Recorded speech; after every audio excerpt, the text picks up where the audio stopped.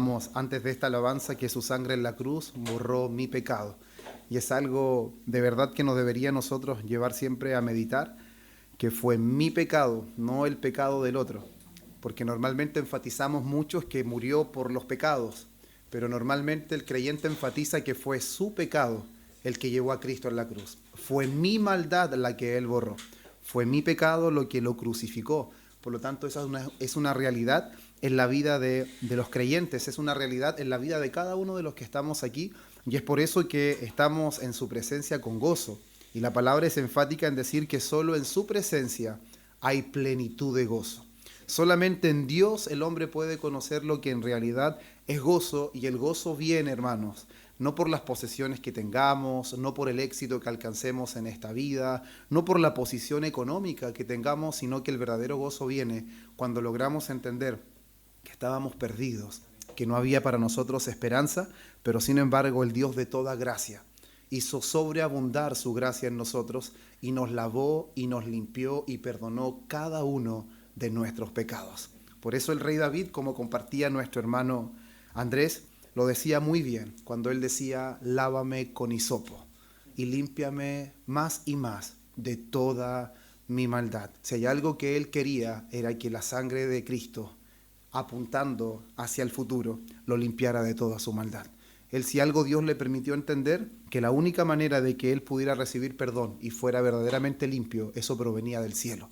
No era algo que existiera en esta tierra. Por eso Dios es enfático por el profeta Jeremías cuando le dice a Israel: aunque te laves con lejía, tu pecado no saldrá de ti. Aunque te laves con desinfectante, aunque pongas cloro en tu vida, aún estará el pecado delante de mí. Pero sin embargo hay algo que quita el pecado. Y eso fue enfático Juan el Bautista cuando dijo: he aquí el Cordero de Dios, que quita el pecado del mundo. Y ese es el Cordero que nosotros ahora venimos a celebrar. Hemos venido con gozo y alegría porque ese Cordero fue entregado. Como Cordero fue llevado al matadero. Y no negamos esa realidad. Cristo padeció. Cristo fue verdaderamente hombre. Él padeció como hombre, sufrió como hombre y murió como hombre. Pero sin embargo la historia no se queda hasta ahí. Nosotros celebramos que ese Cordero que fue entregado al tercer día resucitó. Y esa es la garantía, también lo cantamos, de nuestra justificación. Es por eso que cantamos con tanta alegría, hermanos. Si no tuviéramos una relación con Dios, si no hubiésemos estado reconciliados con Dios, de verdad que estaríamos totalmente equivocados en estar tan alegres. No habría motivo para estar tan contentos si siguiéramos enemistados con Dios. No habría nada, hermanos, que en realidad pudiera provocar ese gozo, pero gracias al Señor que nuestro gozo tiene sustento. Y ese sustento, esa base, es Cristo. Él es la base de nuestra alegría y de nuestro gozo. Bueno, además de eso, también es un día bastante especial, porque hoy día vamos a cenar una vez más con el Señor, como hemos dispuesto como iglesia, a poder cenar un domingo de cada mes, para poder, ¿cierto?, hacer parte a la iglesia completa, todos nosotros, de lo que el Señor instruyó a sus discípulos, de que hiciéramos esto, ¿cierto? Y cada vez que lo hiciéramos, anunciábamos su venida. Eso quiere decir que no solo anunciamos que Él murió, sino que Él resucitó y además que Él regresará. ¿Se dan cuenta cómo esta Santa Cena representa tantas cosas? Representa y simboliza su cuerpo, su sangre, que nuestra confianza está puesta ahí. Pero sin embargo representa también que Él murió, resucitó, pero también regresará por su iglesia. Esa es la esperanza que nosotros tenemos. Los antiguos esperaban ese sacrificio de Dios. Nosotros ya no lo esperamos, en nosotros es una realidad. Lo que nosotros esperamos ahora no es que Cristo se levante de entre los muertos, Cristo se levantó.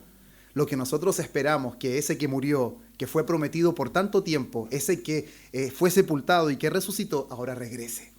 Estamos esperando el advenimiento de nuestro Señor. Y esta vez no vendrá como manso cordero, esta vez vendrá como el Rey de Reyes y el Señor de los señores. Así que gracias al Señor por este tiempo. Además también es bastante especial porque también vamos a recibir ya como miembros de esta iglesia a dos de nuestras hermanas, ¿cierto? Y eso trae mucha alegría a nuestro corazón, mucho gozo a nuestra alma de que dos hermanas puedan incluirse hoy día y ya ser miembros de IRGS, de esta iglesia que Dios en su gracia ha levantado. Así que, hermanos míos, es un tiempo de mucha alegría y también es de mucho gozo porque vamos a ser expuestos a la palabra. Amén. Eso es algo que nosotros necesitamos como hijos del Señor, estar expuestos a su palabra. Así que les voy a invitar a que podamos continuar con esta serie de sermones expositivos en el Evangelio según Mateo, capítulo 5. Vamos a leer el versículo 13 y hasta el versículo 16.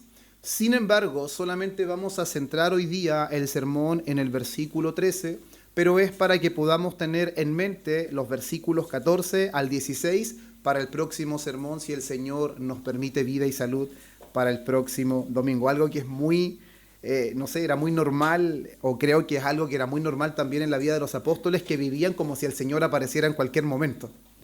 Y nosotros de verdad que deberíamos vivir de una manera similar. Deberíamos estar expectantes a la venida del Señor. Y lamentablemente es algo como que parece que ya se ha perdido. Parece que la iglesia no espera el regreso de su Señor. Yo no me imagino una esposa que ama a su esposo y se va a trabajar lejos y no está ansiosa de que llegue su marido. No creo que eso pueda ser así. Si eso sucede es porque el amor se acabó. ¿Y qué será? ¿Que la iglesia ha dejado su primer amor? ¿Será que la iglesia se olvidó de que el amado va a regresar? ¿Será que la iglesia obvió y se acostumbró a vivir aquí? ¿Será que a lo mejor los placeres de esta vida habrán conquistado nuestro corazón? Que Dios nos ayude, hermanos, porque eso fue algo que no pasó en el corazón de Daniel, fue algo que no pasó en el corazón de sus amigos, porque a pesar de que Babilonia era la gran Babilonia, esplendorosa, y que fácilmente seducía el corazón de las personas con toda su esplendidez, pero sin embargo se encontró con un par de jovencitos cuyo corazón ya había sido conquistado por otro. Ya había una bandera de conquista en su corazón, y aunque otro quisiera venir a conquistar, no pudo. Babilonia no pudo conquistar el corazón de Daniel, y aun cuando lo quiso amedrentar, tampoco pudo. No pudo conquistarlo ni pudo amedrentarlo. ¿Por qué? Porque la conquista de Dios en su corazón fue real. Y esa es una de las cosas que tenemos que meditar nosotros. Si la conquista de Dios en nuestro corazón es real, eso tiene que dar evidencia. Y de cierta manera es algo muy similar, es algo que tiene mucha relación con lo que vamos a ver hoy día. Así que les invito a ponerse en pie para que podamos dar lectura. Evangelio según Mateo, capítulo 5. Le vamos a dar lectura del versículo 13 hasta el versículo 16, pero como les decía, vamos a centrar el sermón de hoy en el versículo 13, en el nombre de nuestro Señor Jesucristo. Lleva un título y dice: la sal de la tierra. Vosotros sois la sal de la tierra, pero si la sal se desvaneciere, ¿con qué será salada? No sirve más para nada, sino para ser echada fuera y hollada por los hombres. Vosotros sois la luz del mundo. Una ciudad asentada sobre un monte no se puede esconder, ni se enciende una luz y se pone debajo de un almud, sino sobre el candelero, y alumbra a todos los que están en casa. Así alumbre vuestra luz delante de los hombres, para que vean vuestras buenas obras y glorifiquen a vuestro Padre que está en los cielos. Vamos a orar. Padre nuestro, que estás en los cielos, santificado sea su nombre, Señor. Gracias, Padre mío, por permitirnos, Señor, estar en este lugar con gozo, con alegría, con todo nuestro corazón. Nos hemos acercado, Dios mío, más que aquí al trono de tu gracia, porque hemos experimentado gracia, hemos experimentado el socorro, Señor. Somos parte de la obra más gloriosa suya, su plan de redención. Somos el objeto de su gracia. Somos el objeto de su misericordia. No hay un recipiente, Dios mío, con mayor gozo que nosotros. Somos el recipiente de toda tu misericordia. Y por eso, Dios mío, nuestros corazones están rendidos delante de ti. Reconocemos, Dios mío, que nuestros corazones han sido conquistados, Señor. Han sido conquistados por medio de tu palabra. Y tu palabra está en medio nuestro en esta mañana, Señor, en este mediodía. Por eso te rogamos, Señor, que abras nuestro entendimiento y que nos permitas ver con mayor claridad las grandezas de tu palabra, Señor. Que podamos ver lo esencial que es tu palabra en nuestra vida y que podamos ver, Señor, cómo nos debilitamos y cómo, Señor, podemos ir pereciendo espiritualmente si tu palabra no nos alimenta continuamente. Ayúdanos, Espíritu Santo, para que conozcamos, Dios mío, la realidad de tu palabra y nunca, Señor, la menospreciemos y nunca la tengamos en poco, porque el día que eso pase, Dios mío, experimentaremos tristeza, congoja, Señor, solamente veremos el mal, porque solamente en tu palabra, Señor, solamente en tu ley hay plena satisfacción. Ayúdanos, Espíritu Santo, para ser esa iglesia que ama tu palabra, para ser esa iglesia que es una antorcha en medio de un mundo oscurecido. Ayúdanos, Señor, para que esta palabra que está en medio nuestro, Señor, pueda fructificar en nuestra vida, pueda fructificar en nuestro corazón. Y no seamos, Dios mío, como tantas personas, oidores olvidadizos, sino que, Dios mío, tu palabra penetre tan profundo que nos lleve, Señor, a vivir, Señor, conforme a tu palabra. Te honramos y te glorificamos, Señor, y rogamos la asistencia gloriosa de tu Espíritu Santo, porque solo somos débiles hombres, solo somos soplos que va y no vuelve, Señor, y necesitamos de ti en todo momento. Ayúdanos y enséñanos a ser dependientes de ti, porque te lo pedimos en el nombre de Jesús. Amén y amén. Pueden tomar su asiento.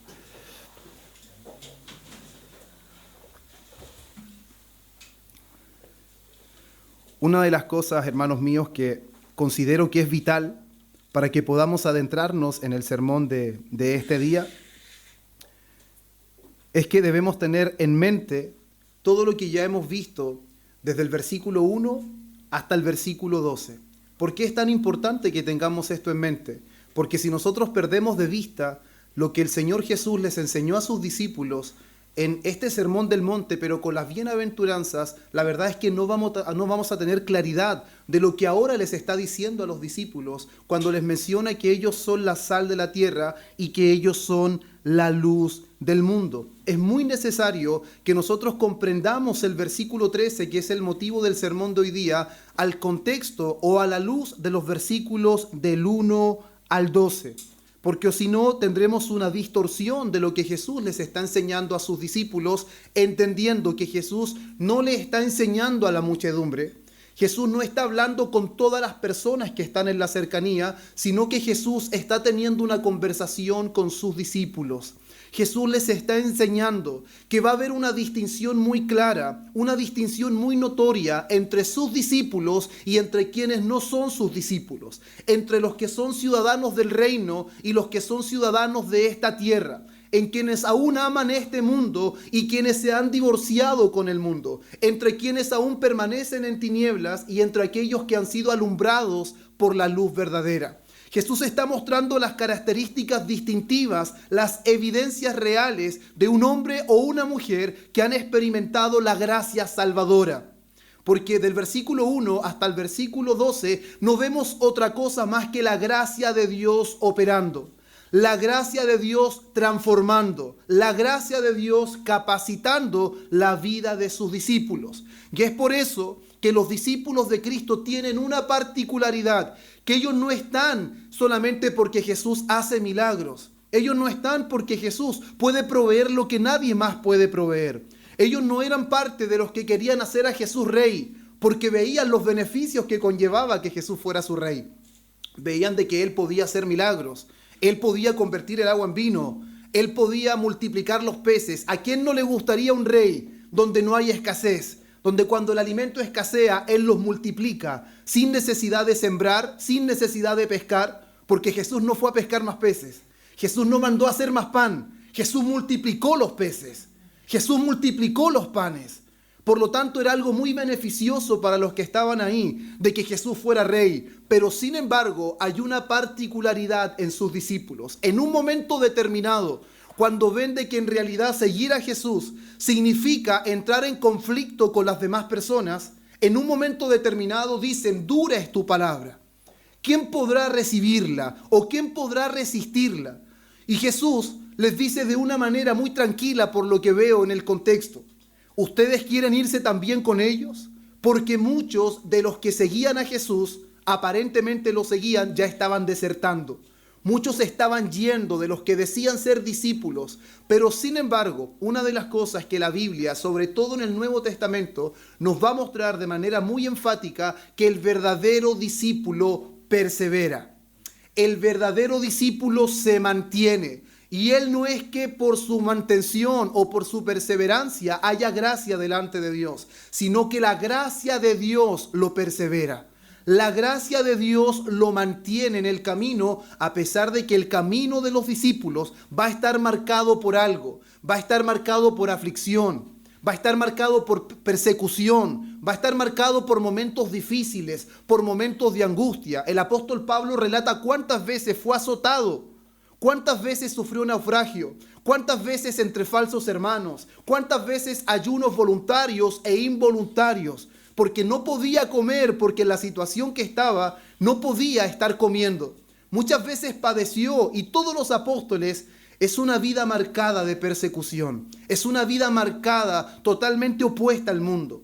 Vemos como si fuera una batalla entre enemigos, porque Jesús lo anticipó, que el mundo los aborrecería. Y la causa de que el mundo aborreciera a los discípulos no es porque los discípulos tuvieran algo en sí mismos, era por causa de quién era su Señor. La persecución de los discípulos, la persecución de la iglesia es por causa de la justicia, y no la justicia que el mundo quiere impartir. La justicia de Dios, que es Cristo. Él es la causa de la persecución de los discípulos. Por eso, en un momento determinado, como les compartía, finalmente uno de sus discípulos, el que más sacaba la voz en medio de los 12, dice al Señor: Señor, dura es tu palabra, ¿quién podrá resistirla? Y el Señor le dice: ¿quieren irse ustedes también con ellos? Y la respuesta es categórica. La respuesta, hermanos míos, da evidencia de que no estamos en presencia de superhombres. No estamos en presencia de hombres que en realidad tienen capacidades intelectuales más altas que los demás. No estamos hablando de hombres que entendieron el mensaje a un nivel intelectual fuera de la esfera del mundo. Estamos hablando de hombres del vulgo. Estamos hablando de hombres que simplemente eran pescadores, que un día determinado Jesús intervino en sus labores y les dijo: ven y sígueme. Estamos hablando de hombres que estaban en sus quehaceres igual que nosotros. Pero sin embargo, la gracia de Dios alumbró a tal punto sus corazones que ellos pudieron entender algo que en el hombre más intelectual puede entender. Algo que en el hombre más capacitado ni el más erudito puede entender. Por eso Jesús en un momento, él dice que Dios se escondió de la sabiduría de los hombres. Dios no se reveló al hombre mediante la sabiduría, sino que Dios le plació revelarse al hombre y llegar a la vida de los pecadores mediante la locura de la predicación. Y eso es precisamente lo que en ese momento Pedro responde: Señor, ¿a quién iremos? Solo tú. No dice tú eres uno de los que tiene, no, solo tú. Exclusividad, hermanos. La verdad tiene solo una fuente, y esa fuente es Cristo. Él es la verdad. Solo tú tienes palabras de vida eterna. Eso enmarca algo muy importante, que el verdadero discípulo de Jesucristo va a estar caracterizado porque sus afanes, sus deseos, sus anhelos no van a estar enmarcados por los deseos de esta vida. Van a estar enmarcados por deseos que trascienden este mundo. Van a estar enmarcados por deseos y por sueños que están relacionados con el reino de los cielos. Recordemos que tanto la primera bienaventuranza como la última dice que son bienaventurados porque de ellos es el reino de los cielos. Por lo tanto, eso deja entrever que estamos hablando de ciudadanos del reino de los cielos. No estamos hablando de personas capacitadas intelectualmente. Jesús no estaba hablando de cómo ser un cristiano, sino que Jesús estaba hablando de cuáles son las evidencias, cuáles son las credenciales. No tendrán que mostrar un documento que certifique que somos discípulos, sino que su vida, en cómo ustedes se proyectan, sus anhelos, sus objetivos mostrarán si en realidad ustedes son ciudadanos del reino de los cielos. Ese es el contexto en el cual nosotros ahora podemos ver cómo estas características distintivas de quienes componen el reino de los cielos son totalmente opuestas a lo que el mundo podría pensar. Una de las cosas que normalmente el mundo promueve es hacer, solamente el hacer. Pero sin embargo vemos a Jesús hablando en el monte de las bienaventuranzas algo que es totalmente inconsecuente. Jesús deja en claro algo, que para poder hacer primero hay que ser.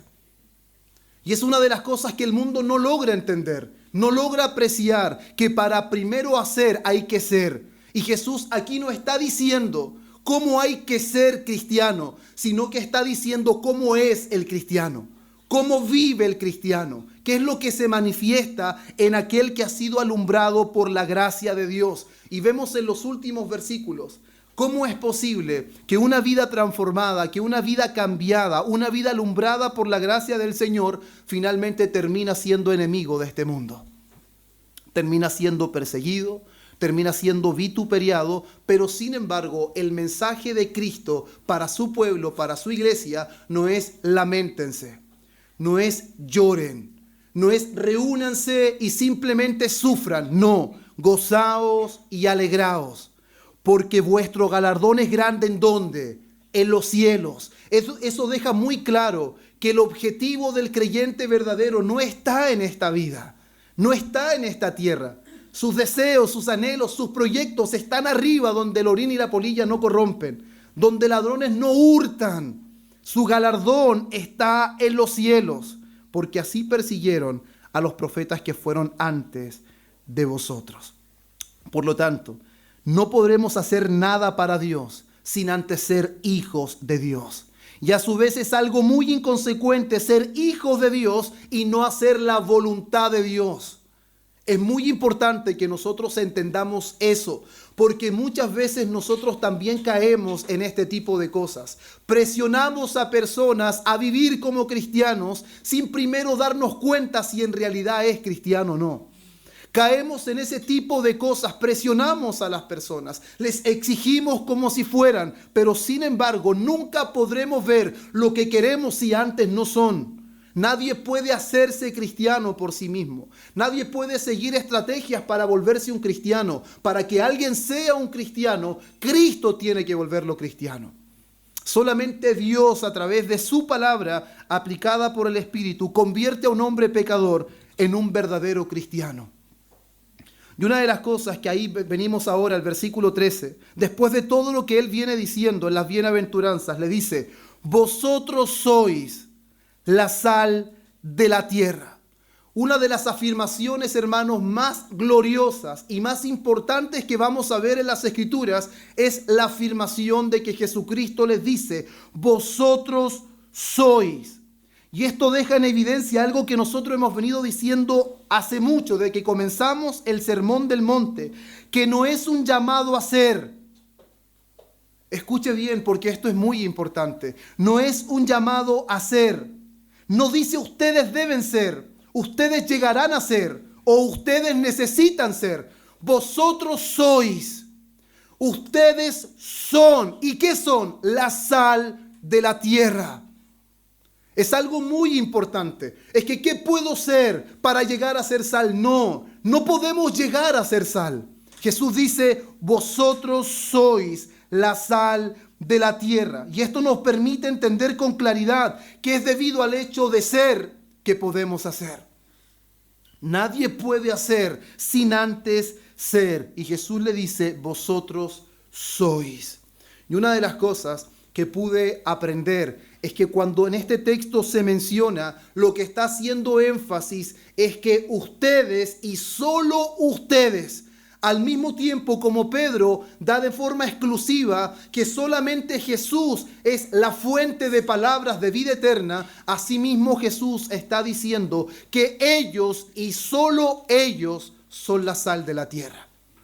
Por lo tanto, una de las cosas que nos debería hacer pensar en este momento, que si el Señor dice que solamente sus discípulos, que solamente su iglesia, solamente su pueblo es la sal de la tierra, la pregunta es: si la sal no está haciendo su labor, ¿hay alguna forma de que algo reemplace a la sal? La sal es irreemplazable, porque solamente la sal, hermanos, aunque parezca muy gracioso, solo la sal es sal. El azúcar no es sal.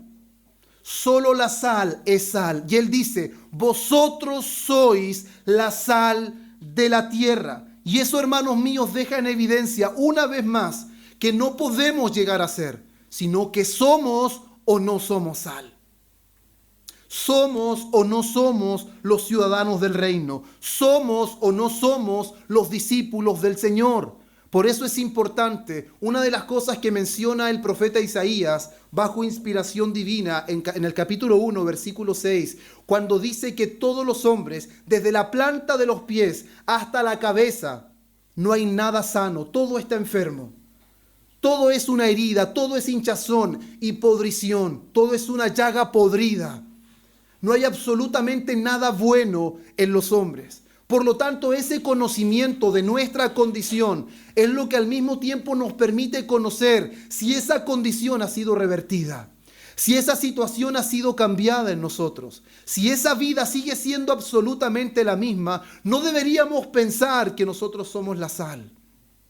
Pero sin embargo, lamentablemente en este tiempo, que es un tiempo de mucho libertinaje, que es un tiempo de mucha dilución en cuanto al mensaje del Evangelio, donde el Evangelio ha experimentado mezclas más que nunca, más que en todos los tiempos, y donde la iglesia parece que ha cerrado su boca, donde parece que a la iglesia en este tiempo no le importa la doctrina, no le importa la enseñanza, no importa que la verdad se mezcle con el error, no importa que las tinieblas se mezclen con la luz. Pareciera ser un tiempo donde eso no importa, pero sin embargo Jesús le dijo: solo ustedes son la sal de la tierra. Solo ustedes son la sal de la tierra. Y es algo muy particular de que si bien la sal es algo muy cotidiano, no hay nadie que no interactúe con la sal. No hay nadie que no conozca el uso de la sal en la actualidad. De hecho, si nosotros miramos cuántos usos la sal tiene, una de las cosas que podía ver es que la sal tiene más de 14.000 utilidades, más de 14.000 usos. Y muchas personas a lo largo de la historia han intentado comprender o expresar qué es lo que el Señor Jesús quiso decir con que los discípulos son la sal de la tierra. Y una de las cosas importantes de comprender, que a lo mejor yo no me voy a inclinar por ninguna personalmente, a pesar de que voy a hacer menciones de algunas cosas, es importante conocer que la sal en nuestro tiempo no tiene el mismo valor que en los tiempos de Jesús.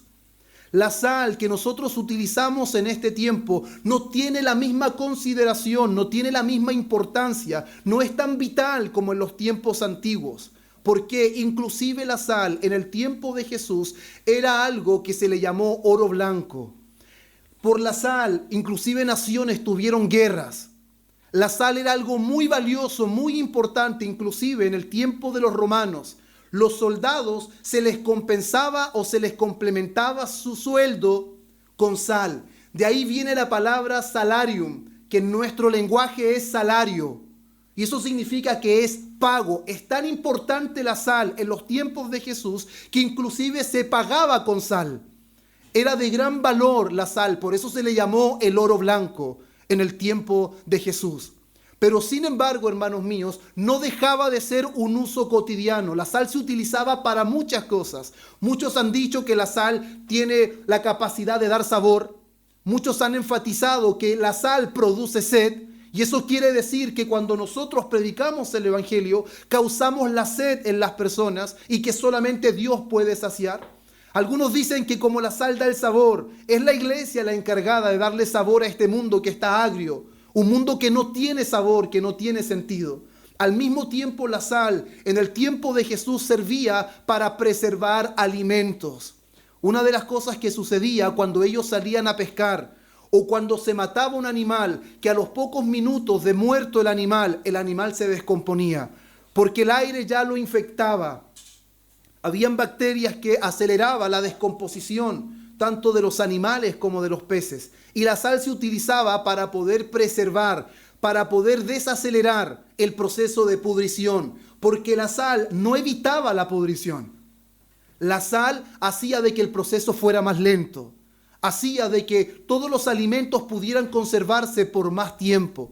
Pero sin embargo, hermanos míos, aparte de eso, también muchos dicen que la sal es un antiséptico y que la sal puede al mismo tiempo curar heridas. Y han dicho que la iglesia es la que tiene el propósito de curar a un mundo que está enfermo, un mundo que está herido por causa del pecado. Y yo de manera personal creo que todas esas cosas aplican. Pero sin embargo, creo que la esencia de lo que el Señor Jesús quiso decir no tiene que ver tanto quizás con lo que la sal produce, sino dando a entender la influencia de la sal. porque la sal, para el uso que se utilizara, la sal siempre tenía una influencia. Las cosas no quedaban igual cuando tenían contacto con sal. La herida no quedaba igual después de que la sal se aplicara. Los caminos cuando había nieve no quedaban igual cuando la sal se aplicaba, porque inclusive cuando los caminos están muy nevados, ¿sabe lo que le ponen? Sal. Para que los caminos puedan quedar en condiciones, porque la sal tiene la particularidad de derretir más rápido el hielo y al mismo tiempo, al tener contacto con otros minerales, se endurece y permite que puedan pasar mucho mejor todo lo que transite por la calle. Independiente, hermanos, de cuál sea el propósito específico a lo que nuestro Señor Jesús quiso apuntar en cuanto a la sal, lo que más yo puedo ver es que en realidad está apuntando cuál es la influencia que los ciudadanos del reino tienen que tener en esta tierra. Y que la única manera de que puedan influenciar, la única manera que cumplan su propósito como sal, es siendo sal. No podrán influenciar de otra manera. Si la sal no es sal, no sirve para el camino. Si la sal no es sal, no hace preservar alimentos. Si la sal no es sal, no le da sabor a la comida. Si la sal no es sal, no funciona como antiséptico. Por lo tanto, lo que creo que Jesús en realidad quería enseñar a sus discípulos es que debían tener en cuenta que si solo ellos eran la sal, nadie más podría influenciar a este mundo de la manera que Dios quería que el mundo fuera influenciado. Nadie más puede influenciar este mundo conforme a la voluntad de Dios, sino solamente su iglesia. Solamente sus discípulos. Por lo tanto, ninguno de nosotros debería esperar que este mundo sea influenciado por otras personas. No debemos esperar que este mundo va a sufrir cambios o que va a tener mejoras de algo que no provenga de la iglesia, de algo que no sea de sus discípulos. Es la sal, dijo Jesús, de la tierra. Es la sal teniendo contacto con la tierra que va a poder influenciar la tierra. Cuando la sal es lanzada al camino, es ahí donde el camino queda en mejores condiciones. Cuando la sal tiene contacto con los alimentos, es cuando el alimento toma sabor. Cuando la sal es aplicada a los animales muertos, cuando recién los mataban, o en el pescado recién sacado del mar, es ahí cuando actuaba, mientras la sal no tuviera contacto ni con el pescado, ni con la carne, ni con el suelo, ni con la herida. La sal era sal, pero no cumplía su objetivo, no cumplía su propósito. Es cuando la sal tenía contacto. Entonces, en pocas palabras, lo que el Señor Jesús está diciendo: ustedes son la única influencia del reino de los cielos en este mundo caído. No hay otra influencia en este mundo que está dirigido y gobernado por Satanás. Solo ustedes, al igual que la sal, tienen lo necesario para impactar este mundo. Solo ustedes, al igual que la sal, tienen lo necesario para impactar este mundo. Nadie más puede influenciar, nadie más puede impactar conforme al corazón de Dios una tierra que aceleradamente se está descomponiendo, una tierra que aceleradamente se está corrompiendo por causa del pecado. Absolutamente nada más va a poder quitar y va a poder desacelerar la corrupción de este mundo. Pero una de las cosas que va a decir más adelante, y es una de las cosas que más ha gatillado en mi corazón desde que leí este versículo, y de verdad que me ha tenido tan alerta y tan preocupado, y espero que en realidad todos nosotros nos alertemos y podamos ver con profundidad y no seamos superficiales ante lo que el Señor les está diciendo a sus discípulos. La sal es sal, no necesita ser, ya lo es. Un verdadero hijo de Dios ya es sal, no tiene que preguntarse cómo serlo. Lo que tiene que preguntarse es ahora cómo logra influenciar en este mundo. ¿Cómo logra que en realidad, si él es un hijo de Dios, cumpla la función que Dios le ha enviado a hacer? ¿Cómo ahora logra influenciar a este mundo? Y una de las cosas claras y que parece muy sencillo, y es sencillo: la sal en el salero no sazona la comida. La sal en un recipiente, en un depósito, no va a hacer nada. Es sal, ¿cierto? Sí. Pero mientras no tenga contacto con la comida, no va a pasar nada. Mientras no tenga contacto con el pescado se va a pudrir. Es que la sal está aquí al ladito, está tan cerca. No, tiene que tener contacto. Mientras no haya contacto de la sal y la tierra, no se va a detener la pudrición en el caso de los alimentos, no va a tener sabor en el caso de la comida, la herida no va a cesar hasta que no haya contacto con el antiséptico. El camino no va a mejorar a menos que la sal sea lanzada en la tierra. Por lo tanto, hermanos míos, la sal y la tierra son dos cosas distintas. No son lo mismo. Uno es sal, otro es comida. Uno es sal, otro es tierra. Eso al mismo tiempo significa de que para que nosotros podamos ser influencia, necesitamos ser diferentes a la tierra. La sal tiene una particularidad que es distinta al alimento donde se aplica. Porque si el alimento fuera igual a la sal, no necesitaría sal.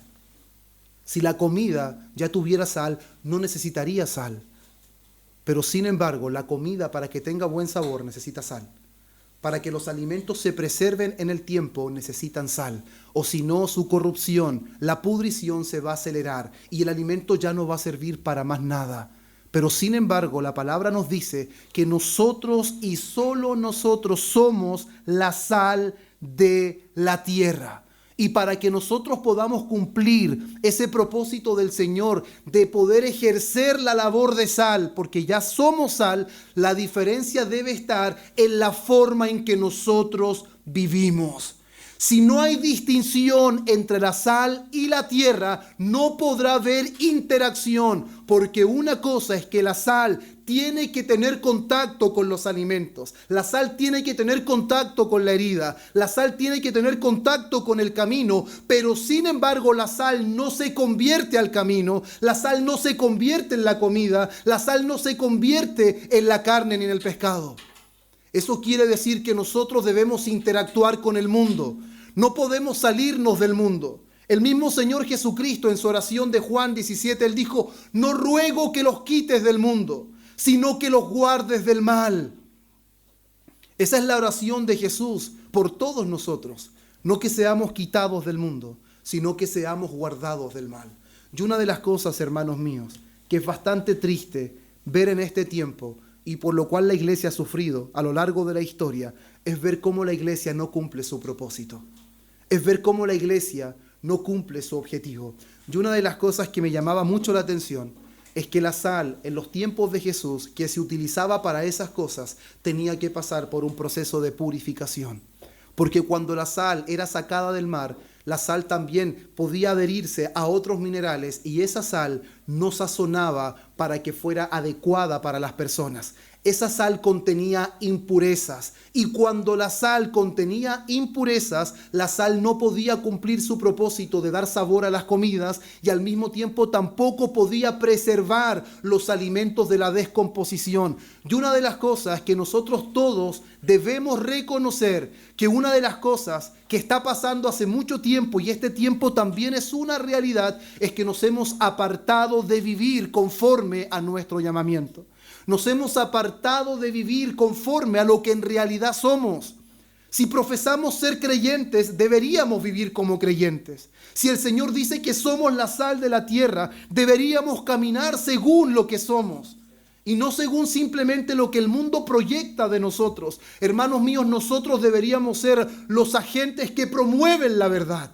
Deberíamos ser las personas que se conservan en medio de toda la maldad que hay en este mundo. Por eso hay una palabra que sale en Mateo, capítulo 24, versículo 13, cuando dice, mas el que persevere hasta el fin, este será salvo. ¿Sabe cuál es lo que antecede a esto? Que por la maldad de muchos, el amor de muchos se enfriará. Pero más el que persevere hasta el fin, este será salvo. ¿Eso qué es lo que significa? Que la iglesia no solamente es sal en el sentido de poder tener contacto, de poder influenciar en este mundo, sino que la iglesia es la encargada de conservar, de preservar la verdad del evangelio. Nadie más que nosotros somos los encargados de preservar la verdad del evangelio. Nadie más que nosotros somos los encargados de contar al mundo con nuestra boca y con nuestra vida que en realidad Dios es verdad. que Él es el creador de todo, que Él es el único que puede dar vida donde no la hay, que Él es el sustentador de todos. Pero sin embargo, si la iglesia no persevera en la verdad, si la iglesia se contamina con la mentira, si la iglesia se hace uno con el mundo, ¿podrá seguir sazonando? ¿Será posible que podamos llevar a cabo nuestra labor como sal si empezamos a vivir de la manera que el mundo vive? Si participamos de las conversaciones infructuosas del mundo, si compartimos todas las tinieblas que el mundo comparte, ¿será posible que nosotros podamos cumplir ese propósito que puede dar sabor? ¿Será posible que podamos cumplir ese propósito de preservar a este mundo de la corrupción del pecado? ¿Será posible que seamos ese agente que puede influenciar de tal manera que muchas personas pueden alcanzar la salvación mediante el conocimiento de la verdad a través de nosotros? Una de las cosas, hermanos míos, que lamentablemente ha ocurrido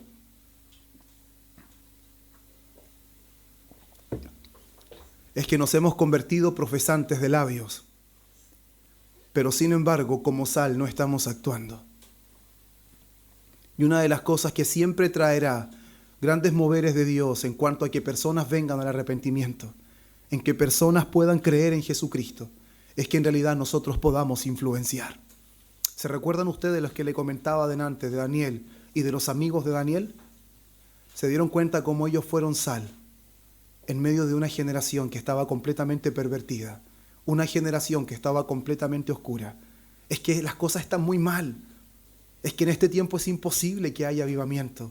Es que en este tiempo es imposible que hayan grandes moveres. No, hermano, el problema no es que sea imposible. El problema es que nosotros no estamos sazonando. El problema es que nosotros hacemos una profesión, pero en la práctica nos estamos alianzando con el mundo. La sal es sal, no se alianza con otras cosas. De hecho, una de las cosas que nosotros muchas veces quizás nos puede incomodar, pero un verdadero discípulo de Cristo no podría tener amigos íntimos que no son cristianos. No puede compartir intimidad con quienes no son cristianos. No podría. Tiene que tener relacionamiento, claro, pero no puede ser íntimo. No puede ser íntimo. ¿Sabe por qué? Porque la sal empieza a adquirir impurezas. La sal empieza a acceder en ciertas cosas. Y cuando la sal pierde su pureza, deja de cumplir su propósito. Y Jesús le dijo, solo ustedes ¿se han dado cuenta de algo? Somos la única sal de esta tierra, hermanos. No hay más sal. Esperan que las personas se conviertan. ¿Va a ser a través de nosotros? ¿O a través de quién? ¿Quién más? ¿Quién más va a anunciar el Evangelio? ¿Quién más le va a anunciar que solo en Cristo hay perdón de pecados? ¿Quién más le va a decir que solamente en Cristo hay transformación de nuestra vida? ¿Quién más le va a decir? ¿Quién más va a sazonar este mundo, hermanos? ¿Quién más con la verdad de Cristo como estandarte va a hacer que la corrupción de alguna forma se detenga y que no corra 500 por hora? ¿Se ha dado cuenta cómo nuestra comuna se corrompe? ¿Se ha dado cuenta cómo la maldad aumenta? Y nosotros, en vez de detener la corrupción, aportamos en eso. Acrecentamos la corrupción, cediendo en cosas, siendo a lo mejor amigables con todos. Pero sin embargo, Santiago es claro, el que se hace amigo del mundo se constituye enemigo de Dios. Y muchas veces nosotros no queremos actuar como sal. Queremos simplemente ser las personas que le simpatizan a todos, que son capaces de mantener relaciones y alianza con todo. La sal no se alianza, hermanos míos, con el pecado. La sal no se alianza con la corrupción. La sal viene para detener la corrupción. La sal no se alianza para que el desazón continúe, sino para que el sazón venga de una vez por todas. Daniel no se corrompió. Los amigos de Daniel no se corrompieron. Es que eran otros tiempos, hermanos, había un horno de fuego esperándolos. Hay un horno de fuego esperándonos a nosotros. Hay alguien que está esperándonos para matarnos. Es muy fácil decir desde el púlpito, en algún momento va a empezar la persecución, nos van a poner una pistola en la cabeza, ¿qué vamos a hacer? Hermanos míos, en este tiempo no estamos siendo perseguidos de esa manera. Estamos siendo perseguidos intelectualmente. Estamos sufriendo una persecución para que nosotros podamos salir de nuestra integridad. ¿Se acuerdan lo que le dijo la mujer de Job a Job? ¿Se acuerdan? ¿Qué le dijo? ¿Aún retienes tu integridad? ¿Aún? ¿Qué estaba haciendo Job? Era sal. Era sal. Él retuvo su integridad. Aún en medio de una situación muy difícil, de una situación muy dolorosa. Había perdido todo lo que tenía. Pero sin embargo, él dijo, Dios dio. y Dios quitó. Sea el nombre del Señor bendito. Es que es tan difícil. Estoy tan involucrado con tantas personas. ¿Sabe lo que dice la palabra más adelante? Si la sal pierde su sabor, ¿con qué será salada? ¿Será posible que la sal, cuando pierde su esencia, pueda volver a salar? No, no sirve para más nada, sino solamente ser echada afuera y pisoteada por los hombres. Eso, hermanos míos, me ha tenido pensando durante todos estos días. Un cristiano inútil, un cristiano bueno para nada. Pero si hago tantas cosas, no, si la sal pierde su sabor, no sirve para nada. No tiene ninguna utilidad adicional. No importa cuánto cantemos, no importa cuánto nosotros digamos, si no estamos cumpliendo nuestra labor como sal, si no estamos teniendo la precaución de que la misma sal que sazonó nuestras vidas, ¿o acaso no se acuerdan cuando estábamos podridos? ¿O acaso no se acuerdan cuando nuestra vida estaba llena de sinsabores? ¿Acaso no se acuerdan cuando la buena noticia de salvación alcanzó nuestro corazón? Y fuimos completamente salados como los sacrificios del antiguo pacto. Todo sacrificio debía ser salado con sal. Ningún sacrificio debía ser ofrecido sin sal, porque eso mostraba la perseverancia del pacto de Dios, la fidelidad del pacto de Dios. Y Dios, en su amor y gracia, obró mediante la verdadera sal, que es el Evangelio. Y ese Evangelio nos alcanzó y nos sazonó por completo. No somos sal en nosotros mismos. Es porque alguien nos sazonó. Alguien cambió nuestra esencia. Alguien cambió nuestra naturaleza. Por eso las personas, por más que intenten ser un cristiano, no podrán serlo. Es como cuando una oruga quiere ser mariposa. No puede serlo, a menos que pase por una transformación llamada metamorfosis. Y todo cristiano pasó de ser oruga a mariposa. ¿Y sabe cuál es su labor ahora? Extender sus alas y mostrar la hermosura de la gloria de Dios en su vida. Esa es la labor más grande que tenemos nosotros. No hay un llamamiento más supremo que extender nuestras alas y mostrar la hermosura de Dios en nuestra vida. Pero sin embargo, si intentamos alancearnos con todo, si intentamos congraciarnos con todas las personas, no le digo que salga de este mundo, no le estoy predicando un evangelio escapista. Porque la sal debe tener contacto con el mundo, pero la sal no se alianza con el mundo. La sal no se hace uno con el mundo, porque la sal tiene que cumplir su propósito. La sal tiene que preservar. La sal tiene que dar sabor. Aunque no importa, como dijo un hombre llamado Charles Spurgeon, no importa que la gente no nos quiera.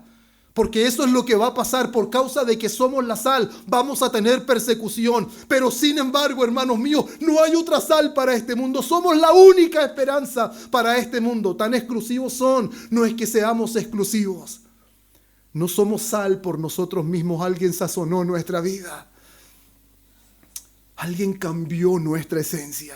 Alguien cambió nuestra corrupción. Alguien detuvo nuestra pudrición.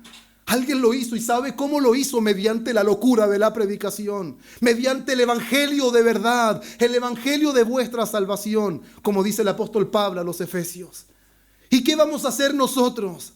Nos vamos a quedar en el salero, vamos a quedar mezclándonos con diferentes impurezas y no vamos a cumplir el llamamiento del Señor de que podamos cumplir ese propósito como sal. Hermanos míos, no hay un llamamiento más alto que ese. Por eso nosotros deberíamos considerar muy bien y meditar esa obra de Dios en nuestra vida. Mire lo que dice Lucas 16, 13 al 15. Ningún siervo puede servir a dos señores, porque o aborrecerá al uno y amará al otro, o estimará al uno y menospreciará al otro. No podéis servir a Dios y a las riquezas. Y oían también todas estas cosas los fariseos, que eran avaros, y se burlaban de él. Entonces él les dijo: vosotros sois los que os justificáis a vosotros mismos delante de los hombres, mas Dios conoce vuestros corazones, porque lo que los hombres tienen por sublime delante de Dios es abominación. Claramente, los hijos de Dios, los que son sal, sus anhelos y sus deseos son contrarios a este mundo. Ellos no anhelan lo mismo. Ellos entienden, como dijo el apóstol Pablo, nuestra ciudadanía no está en la tierra. ¿Dónde está? En los cielos, de donde esperamos al Salvador, a nuestro Señor Jesucristo, quien transformará el cuerpo de la humillación nuestra y seremos hechos conforme al cuerpo de la gloria suya. La vida de un discípulo, la vida de un cristiano, está caracterizada por diferenciarse. Si no somos distintos, hermanos míos, no cumpliremos el propósito. Y no le estoy llamando a ser distintos, le estoy diciendo ya somos distintos. Ya Dios obró en nuestro corazón, Él ya cambió nuestra naturaleza, Él cambió nuestra esencia. Ya no somos orugas. La oruga, por más que intente levantar las alas, no puede. ¿Sabe por qué? Porque no tiene alas. Por más que quiera mostrar su hermosura, no puede porque no es hermosa. La mariposa no necesita aparentar nada. La mariposa no necesita demostrar nada. Ella solamente abre sus alas y vuela. Y todo su entorno ve la hermosura de lo que Dios hizo. La sal, al igual que todo, no se autocreó. La sal la creó Dios. Y nosotros no somos la excepción. Los cristianos fueron hechos por Dios. Y fuimos hechos para sazonar. Para poder cumplir ese propósito sublime de Dios en la vida de tantas personas. Mire lo que dice Lucas 14, 26 al 33.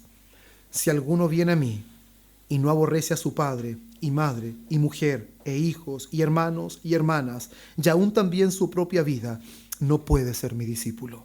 Y el que no lleva su cruz y viene en pos de mí, no puede ser mi discípulo.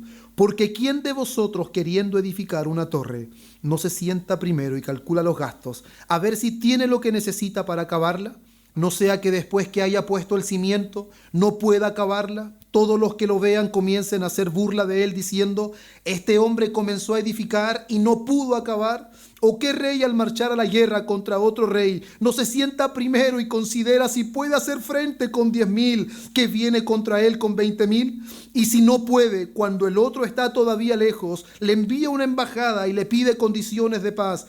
Así pues, cualquiera de vosotros que no renuncia a todo lo que posee, que dice, no puede ser mi discípulo.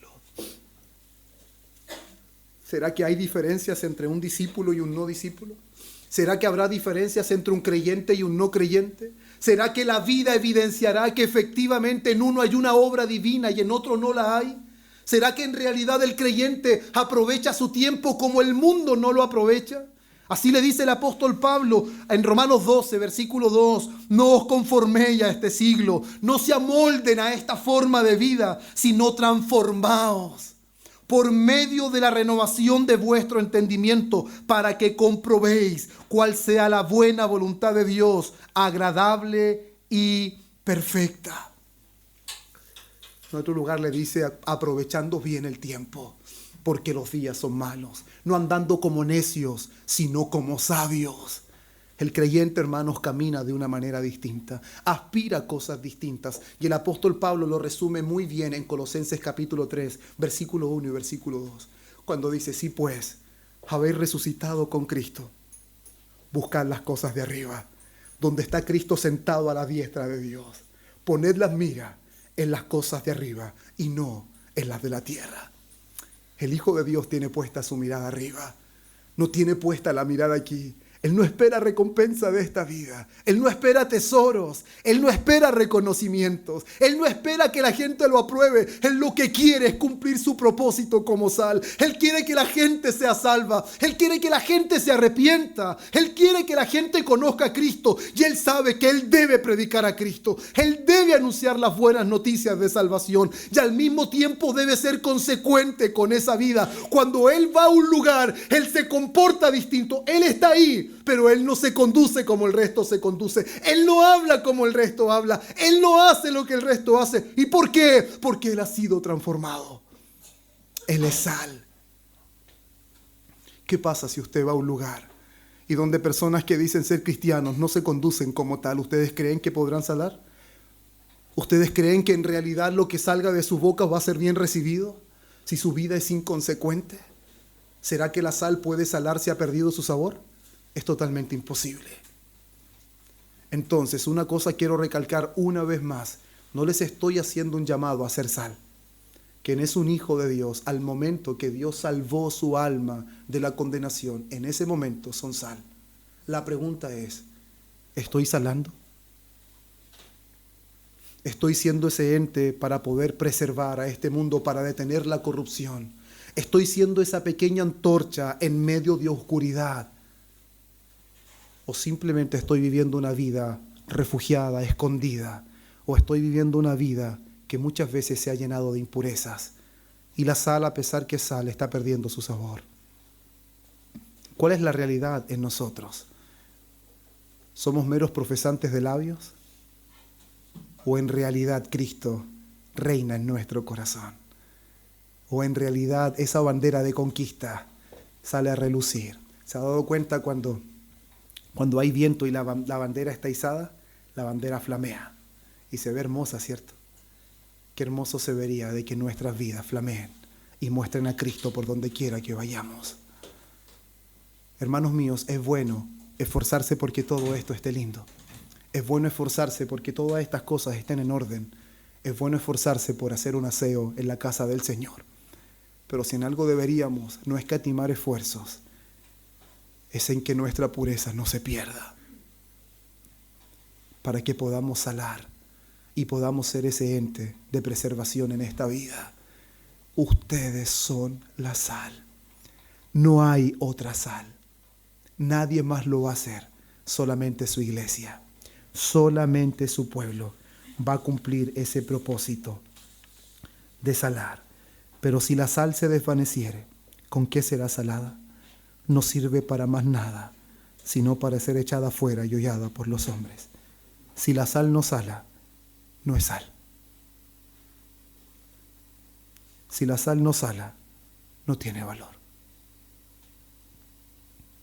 Una persona, por más que profese ser creyente y no está cumpliendo su función, no está viviendo como un hijo del reino. ¿Qué es lo que dará evidencia de que somos hijos del reino? Nuestra vida. Nuestra vida. Si bien la palabra dice que aunque lo hiciéramos todo, somos siervos inútiles. Pero sin embargo, a pesar de que está hablando de inútiles, como dice Lucas 17:10, así también vosotros, cuando hayáis hecho todo lo que os ha sido ordenado, decid, siervo inútiles somos, pues lo que debíamos hacer hicimos. Esa palabra inútil no significa bueno para nada como en nuestro idioma. Esa palabra inútil significa sin mérito. Aunque lo hiciéramos todo, no tenemos méritos de reclamar recompensa. No está hablando de inutilidad, pero sin embargo una sal que pierde su sabor es una sal que ha perdido su utilidad. Es una sal que no sirve para más nada. Aunque nosotros hagamos lo que hagamos, si hemos perdido la esencia de sal, hermanos, el mismo Señor, no yo, ningún predicador, ninguno, está diciendo de que ya no sirve para más nada. Para nada. ¿De qué sirve la sal si se ha vuelto insípida? ¿Le gusta una comida sin sal? Muchas personas se han acostumbrado porque por temas de presión no pueden consumir sal, pero le lleva un tiempo acostumbrarse a comer sin sal. Todos los alimentos que nosotros consumimos, o muchos de ellos, tienen sal sin darnos cuenta, pero sin embargo la sal cambia automáticamente la esencia de eso. Si usted no sabía, aún jabones, champú, hasta el mismo vidrio se hace con sal. Y si usted no sabía, aún el vino contiene 5 gramos de sal. Por lo tanto, Jesús sabía muy bien lo que estaba haciendo. Ustedes son la sal. Ustedes son la única influencia de este mundo. Nadie más proyectará el reino de los cielos en esta vida. Por eso Él le dijo, cuando oren, oren así. Padre nuestro, que estás en los cielos. Él no les dice, santo es tu nombre, santificado sea tu nombre, porque su nombre no es santificado por el mundo. Pero sin embargo, un discípulo anhela que el nombre de Dios sea santificado. ¿Y sabe cuándo el nombre de Dios es santificado? Cuando promovemos el Evangelio y cuando vivimos el Evangelio. Cuando las personas son convertidas a través de la proclamación y al ver consecuentemente nuestro caminar. Y esa persona que antes blasfemaba, ¿qué es lo que hace ahora? Glorifica. Ahora santifica el nombre de Dios. Santificado sea su nombre. Venga tu reino. Sea hecha tu voluntad. El creyente anhela la voluntad de Dios. Es que, Señor, este mundo es tan hostil, es tan complejo. Si yo mi conducta es recta en el trabajo, me van a echar. Hermano, que lo echen. Nos hemos acostumbrado a tener impurezas. Nos hemos acostumbrado a ceder en algunas cosas, hermanos. No, la sal, si pierde su pureza, no sala. No sala, hermanos. Y se hace inútil, se vuelve buena para nada. ¿De qué sirve que tenga usted 5 kilos de sal si no sala, hermanos? No sirve. No sirve, por más que usted intente que sirva de algo, no sirve. No sirve para nada. ¿Y qué luz mostraremos? ¿Qué sazón daremos? ¿De qué forma cumpliremos el propósito si caminamos como el mundo camina? Si mentimos como el mundo miente. Si hacemos fraude como el mundo lo hace. ¿De qué servirá nuestra profesión? ¿De qué servirá todo lo que decimos ser si en realidad no estamos viviendo conforme a nuestra posición? Por eso el apóstol Pablo le dice a una iglesia: despójense del viejo hombre, porque ese viejo hombre está viciado con deseos engañosos. Más bien vístase del nuevo, que ha sido hecho conforme a Dios, en justicia y en santidad de la verdad. Es un llamado para todos nosotros, no a ser sal, reitero, sino a vivir como sal, sino a conservar nuestra pureza y a no ceder ante lo que el mundo intentará hacer, porque no a todos les gusta la sal.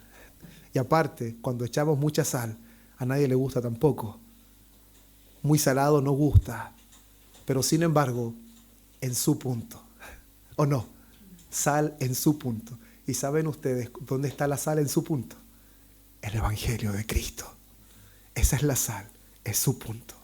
Y esa es la sal que nosotros somos llamados a esparcir por todas partes, a anunciar el Evangelio de nuestro Señor Jesucristo y vivir como ciudadano del reino. ¿Y cómo viven los ciudadanos del reino? Son humildes, lloran por su pecado y por los pecados del mundo. Ellos son mansos, ellos son misericordiosos, ellos aman la justicia, tienen hambre y sed de justicia. Ellos son de limpio corazón. Ellos no quieren contaminarse con nada. Ellos promueven la paz. Y sin embargo son perseguidos, son vituperiados. Pero todo lo soporto, decía el apóstol Pablo, por causa de los escogidos, para que ellos también alcancen la salvación. Porque él sabía que los escogidos van a ser alcanzados, pero es mediante la proclamación del Evangelio. Es mediante la predicación de la palabra. Es mediante una vida consecuente de lo que nosotros profesamos. Si la sal pierde su sabor, no sirve para más nada que para ser echada fuera y hollada por los hombres. Que esto nos sirva a todos, hermanos, para poder entender que en realidad no es algo romántico, no es algo lindo ser cristiano. Ser cristiano nunca significó algo lindo. Nunca significó algo, hoy soy cristiano y levanto las manos. Ser cristiano siempre significó dolor. Siempre significó momentos de dificultad, momentos de presión. Que nosotros no los sintamos quiere decir que de alguna manera estamos perdiendo el sabor. Y que Dios sazone a cada uno de nosotros para que podamos cumplir y podamos influenciar en este mundo. Hermanos, esto es lo último que voy a decir. Quiere influenciar su familia, actúe como sal. Quiere interactuar, quiere influenciar a sus amigos, sal. Quiere influenciar en su trabajo, sal. Es que es tan difícil ahí, sal. Es que si supiera lo que dicen, si supiera lo que veo, si supiera lo que escucho, sal. Vuestras palabras sean sazonadas con sal. Al mismo tiempo, sal. Sal. Porque, hermanos míos, la sal también fue utilizada como señal de juicio. La mujer de Job, cuando miró Sodoma, cuando le había dicho el Señor que debían abandonarlo, se convirtió en una estatua de sal. Normalmente cuando se terminaban las guerras, tiraban sal en la tierra. Era señal de juicio. Y la sal normalmente es echada en la vegetación para impedir que crezca algo. Por lo tanto, la sal al mismo tiempo anuncia el juicio de Dios. Al mismo tiempo nosotros somos esos entes que vamos a nosotros declarar y proclamar el juicio de Dios para todos aquellos que rehúsan a creer la verdad. Pero si nosotros no anunciamos todo el consejo de Dios, no estaremos cumpliendo ese propósito. No estaremos dando sabor, no estaremos preservando a estas personas, a esta vida de corrupción, y tampoco estaremos cumpliendo el propósito de anunciar el justo juicio de Dios en esta vida. Que Dios de paz nos bendiga y que esta palabra que Él nos ha permitido nos haga meditar, oruga o mariposa, aún arrastrándome como un vil pecador o alzando mis alas y dejando que el resto vea la hermosura de Dios en mi vida. No en cuanto a atractivo físico, sino la gloria de Dios en nuestras vidas. Una vida completamente apartada. Santifícalos en tu verdad. Tu palabra es verdad. Pongámonos en pie.